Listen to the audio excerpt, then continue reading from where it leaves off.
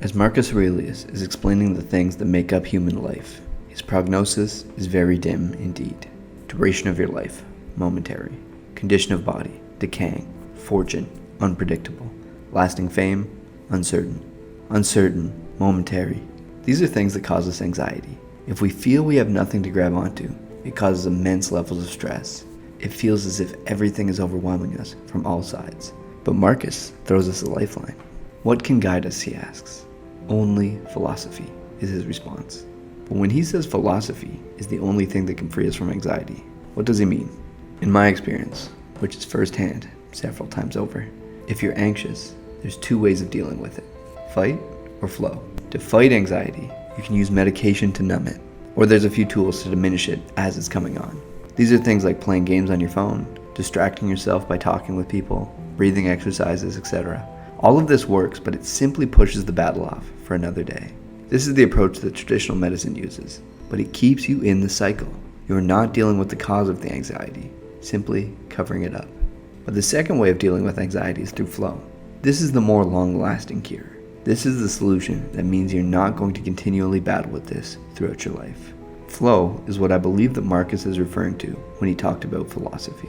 Instead of avoiding it, it involves understanding it, examining it for what it is. It involves coming to terms with why you have anxiety, what it means, and surrendering to it. What is it that you're anxious about? The philosophy involves knowing the Stoic logos and understanding that everything that happens is exactly perfect. Death isn't an evil. Bad things happening aren't an evil. The only evil is things within your control. Once you know this, you can surrender to whatever happens. That if you were to die, it's fine, so you can let go into it and understand that it will pass. Or it won't. Either way, you'll be fine.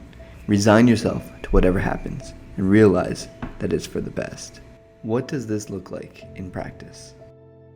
Is what an Arab does in a sandstorm. He knows there is no possibility of conquering the sandstorm. So he kneels down, sort of in a fetal position, and takes his wool burnous and covers himself completely and waits until the storm is over. If he gets covered by sand, it is usually porous enough to admit some air for breathing. Or in the same way as an ocean liner in a typhoon, they just turn off the engines and drift. It's the only thing to do.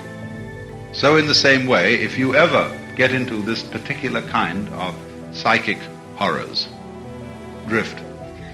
Just let it be, and it will resolve itself. Once you understand that the logos are in everything, we are operating under a preconceived destiny, you can surrender to your anxiety. Now, here's the caveat. In order to get to flow with the anxiety, you'll need to learn the fight techniques first. To flow with it is a more advanced technique that involves a certain level of consciousness. Even though it really involves doing nothing, in order to reach that level of consciousness, you need to first learn the other skills. This way you'll have the tools to fall back on if flow doesn't work. This allows you to trust yourself, and then you know that your philosophy can guide you.